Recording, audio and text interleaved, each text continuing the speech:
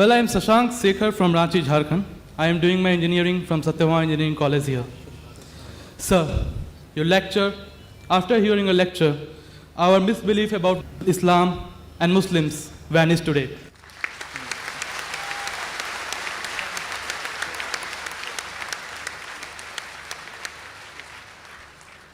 Sir, I have been to Jammu and Kashmir and have seen the trauma and pain that the people are suffering there because of the so-called jihad of some Muslims. Sir, my question is that does Islam support such activities? If no, then what actually the word jihad means? Is it in accordance with the 56th verse of the 7th chapter of Quran, which says, do not mischief? Or the 40th verse of 42nd chapter, which says, forgiveness is better than retaliation? Or the 32nd verse of the 5th chapter, which states, if anyone killed a person, he kills the mankind. Sir, I have one more question in the same context, and it is that does Islam teaches to give priority to the religion, that is dharma or mazhab, before the country or motherland, that is Matribhumi or Qaum? Thanks a lot. The brother asked two very good questions.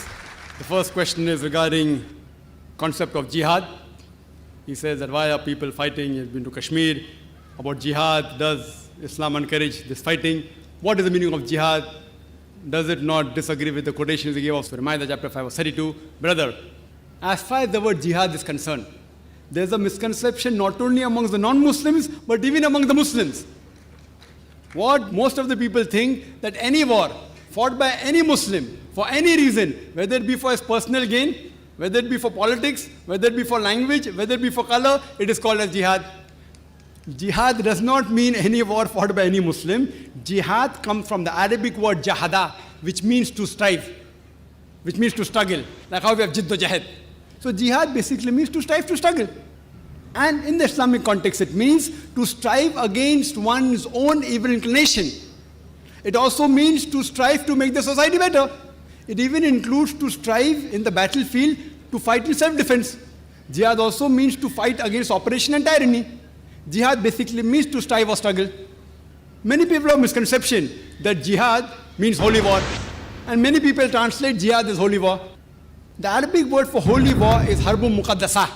If you read the Quran, nowhere in the Quran, not a single verse, nowhere in the authentic hadith of Muhammad sallallahu alaihi wasallam is this word harbun muqaddasa mentioned anywhere. There is no harbun muqaddasa at all. The translation of jihad is not holy war at all. This word holy war was first used by the historians to describe the crusades of the Christian, who spread Christianity and who killed thousands of people in the name of Christianity. Unfortunately today, many people, including so-called Muslim scholars, inverted commas, they translate jihad as holy war. It's a mistranslation. Yes, jihad means to strive, to struggle. One of the striving can include fighting. Fighting also should be in the way of Allah subhanahu wa ta'ala, that is qital fi sabilillah. Now regarding a question, that why does Islam encourage fighting and killing? And there are many critics of Islam who normally say, Islam is a ruthless religion. It always says that we should kill the non-Muslim wherever you find them. Many critics, including the critic of India, Arun Shuri, and he writes in his book, The World of Fatwa, he quotes Surah Tawbah, chapter number 9, verse number 5, and says that the Quran says, wherever you find a kafir, into bracket Hindu, that you kill them. And if you open the Quran, Surah Tawbah, chapter 9, verse number 5, and if you read, it does say, wherever you find a kafir, you kill. But this is a quotation out of context. For the context, if you read the first few verses, it speaks about a peace treaty between the mushriks of Makkah and the Muslims. If you read Surah Tawbah, chapter 9, first few verses, it speaks about a peace treaty between the Muslims and the mushriks of Makkah. Now this peace treaty was unilaterally broken by the mushriks of Makkah. By the time Allah subhanahu wa ta'ala reaches verse number 5, He gives them an ultimatum to the mushriks and He tells them, put things straight in 4 months' time, otherwise a declaration of war. And in the battlefield, Allah says that when the enemies come to attack you, you kill the enemies. So this verse is revealed in the battlefield, that when the enemies come to kill you, don't get scared, fight them. But naturally, any army general today, to boost up the morale of his soldiers, he will say that when the enemies come, kill them. He will not say that just be quiet. And Arun Shuri, after quoting verse number 5, he jumps to verse number 7. Because verse number 6 has the reply. Surah Tawbah chapter 9 verse number 6 says that if the kafir, if the enemy seek asylum, if they want peace, don't just give it to them. Escort them to a place of security. if the enemy wants peace or asylum, escort them to a place of security. Today, the most merciful army general, maximum will tell his soldiers that let the enemy go. Here Allah says, don't just let them go, escort them to a place of security. So whenever these verses are there of killing, including the verse of Surah Anfal, chapter 8, verse number 60, when they say that, prepare your steed and be prepared, attack the enemy. The next verse says, but if the enemy is inclined towards peace, you give it to them. So almost all the verses we talk about fighting. After that it says that if they want peace, peace is better. Now regarding your question, what about the verses of Surah Ma'idah chapter 5 verse 32, Surah Nisa chapter 4 verse 40, that if anyone kills any human being, it's as though he has killed the whole of humanity. This is the basic rule of Islam, that if anyone kills any human being, whether it be a Muslim or non-Muslim, unless it be for murder or for creating mischief in the land, spreading corruption in the land, it is as though he has killed the whole of humanity. And if anyone saves any human being, it is as though he has saved the whole of humanity. Now if you read Bhagavad Gita chapter number 2 verse number 50, it says, Shri Krishna tells Arjun to do jihad, strive. If you read Mahabharata talks about thousands of verses of fighting, thousands of verses, many number of times more than what the Quran speaks. Mahabharata is a scripture, as you may be aware, it talks about a feud, a fight between the Pandavas and the Kauravas. The 5 brothers Pandavas and 100 brothers Kauravas fight. And Bhagavad Gita is a part of Mahabharata, 18 chapters in which Shri Krishna, Lord, he gives advice to Arjun. Arjun says in Bhagavad Gita chapter number 1, verse 42 to 46, that I would prefer getting killed unarmed rather than fighting my cousins. How can I fight my cousins? The Kauravas, my cousins. I would prefer getting killed unarmed rather than fight. Immediately Lord Krishna, you know what does he say? In chapter number 2, verse number 2 and 3, he says that how could such impure thought come in your mind? It is sinful. How could you become so impotent? How could your heart become so weak? So Lord Krishna says such thoughts are impotent.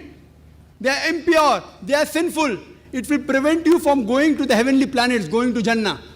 After that, Bhagavad Gita, chapter number 2, verse number 31-33 says, he says, Lord Krishna, he says to Arjun, that it is the duty of a Kshatriya to fight. If he does not fight, he shall not go to heaven. And if you do not fight, you are doing a sin. So if you analyze in Bhagavad Gita, Krishna says that you have to fight. Imagine if I take verses of Bhagavad Gita and say that Lord Krishna tells Arjun that you have to kill your relatives. If I quote out of context, it will be devilish. But in context, it is Lord Krishna says that if you have to fight against falsehood, for the truth, you can fight against anyone, even if it be your relatives. So now in context, it makes sense that if you have to fight for justice, even if it be against your relatives, there's no problem. So that is the message of Bhagavad Gita and Mahabharata, fighting truth against falsehood. The moment I tell a Hindu about Mahabharata and Bhagavad Gita, he has the knowledge. He says, no, but Mahabharata and Bhagavad Gita is a fight between truth and falsehood. That is the same thing what's mentioned in the Quran. So moment I quote to you Bhagavad Gita, Mahabharata, you understand the Quran better. And furthermore, many people say, oh, this Quran talking about jihadis. If you do jihad, if you die, you'll go to Jannah. Many critics, including Arun Shuri, quote, and they quote the even hadith of Sahih Bukhari, volume number 4, in the book of Jihad, chapter number 2, hadith 46. It says that a mujahid is a person who strives in the way of Allah subhanahu wa ta'ala. And Allah alone knows who strives. And further a prophet said that if a mujahid dies in the battlefield, he shall go to Jannah, he will get paradise. But if he returns back, if he does not die, he will return back with the booty of war. This hadith and several verses of the Quran are quoted by the critics of Islam. I wonder how could the Hindu critics quote these things? Haven't they read the Bhagavad Gita? Haven't they read the Mahabharata? Even Shri Krishna, he mentioned in Bhagavad Gita, chapter number 2, verse number 37, O Arjun, O son of Kunti, rise up and fight. Even if you're killed, no problem, you will go to heaven. And if you return back successfully, you will get the good riches of this earthly world. Same thing as the hadith. So when Krishna says to Arjun that fight, if you are killed, no problem, you will go to heaven. If you return back successful, you will get the riches of the world. That is the same thing what Sahih Bukhari says, what the Quran says. So therefore, you should understand each other better by reading the scripture. So Islam allows fighting as a last resort, in self-defense or to fight against oppression, otherwise no. And jihad means to strive, to struggle. Now coming to your second question. Which is more important? Which is more important, following the rules of the country or following the mazhab, the deen? It is like you asking me, who do I belong to first? Do I belong to my father or my mother first? Brother, as far as following the rules of the country and following the rules of deen, Almighty God is concerned, Almighty God is our creator. He is more superior to us. Following the rules of deen is more important for us than any other rule laid down by father, mother, or any country. But I am an Indian. I know there's not a single law in the Indian constitution which prevents any Muslim in India to follow Islam. In fact, India is one of the few countries which is mentioned in the constitution that it is the right, it's the birthright of every citizen of India to preach, practice his religion. That's what I'm doing. There is not a single law in India which prevents me from doing something which is farz or compels me for doing something which is haram.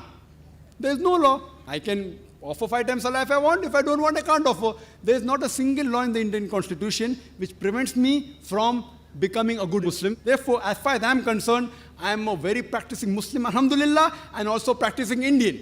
And if by definition, by geographical definition, an Indian geographically is called Hindu. So if Hindu means a geographical definition, I am a Hindu living in India and I am a practicing Muslim.